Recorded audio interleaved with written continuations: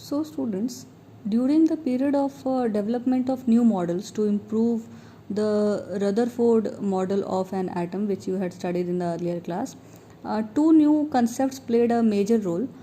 These were dual behavior of the electromagnetic radiation, which means that the light has both the particle like nature and also the wave like properties, and also the atomic spectra. The experimental results regarding the atomic spectra of the atoms can only be explained by assuming the quantized electronic levels in the atoms. Let us first study about the electromagnetic radiation, that what are the electromagnetic radiations. Okay, so basically students, in 1870 James Clerk Maxwell proposed that light and other forms of radiant energy propagate through space in the form of waves. These waves have electric and magnetic fields and also associated with them, and are therefore called electromagnetic radiations or electromagnetic waves. Let us first study about the characteristics of the electromagnetic radiation. So students, these electromagnetic radiations consist of electric and magnetic fields that oscillate in the direction perpendicular to each other, and both are perpendicular to the direction in which their wave is traveling. Okay, for example, I will show you this through a diagram.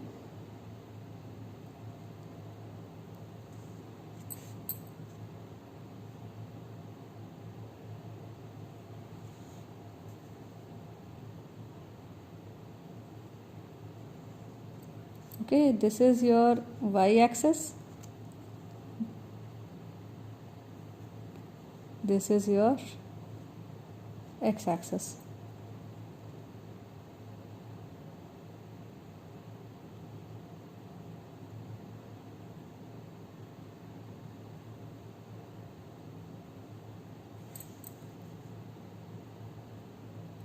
This is the electric field of this electromagnetic radiation, and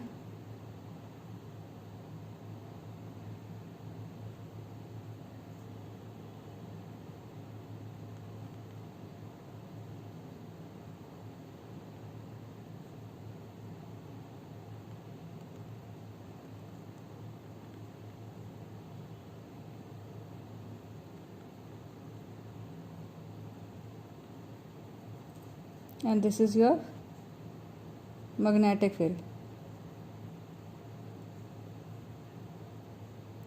Okay, so basically what this property is saying, this is saying that these consist of electric and magnetic field. Okay, electric and magnetic field, magnetic radiation consists of electric field and magnetic field. That is why it is known as it is named as electromagnetic radiation, because it is having electric field and magnetic field also.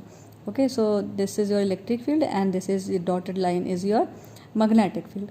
Okay, so what it is saying, that this consists of electric and magnetic field that oscillate in the direction perpendicular to each other. Okay, so basically these two waves which you are seeing here, the dotted one and this lined one.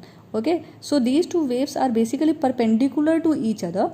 Okay, and also both are perpendicular to the direction to which they travel. Okay, so they are not only perpendicular to each other but also to the direction which they propagate, that is also perpendicular to each other.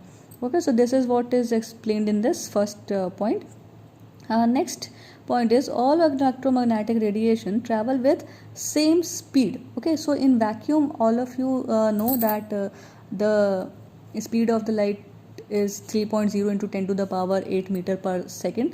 Okay, so in vacuum all the electromagnetic radiation have the same speed, which is 3.0 into 10 to the power 8 meter per second. Okay, so this is the speed of any electromagnetic radiation in vacuum. Okay, so this speed is known as the speed of light. And also they do not require any medium for propagation. Okay, so basically they can travel in vacuum also, that is why they don't need any kind of medium for their propagation.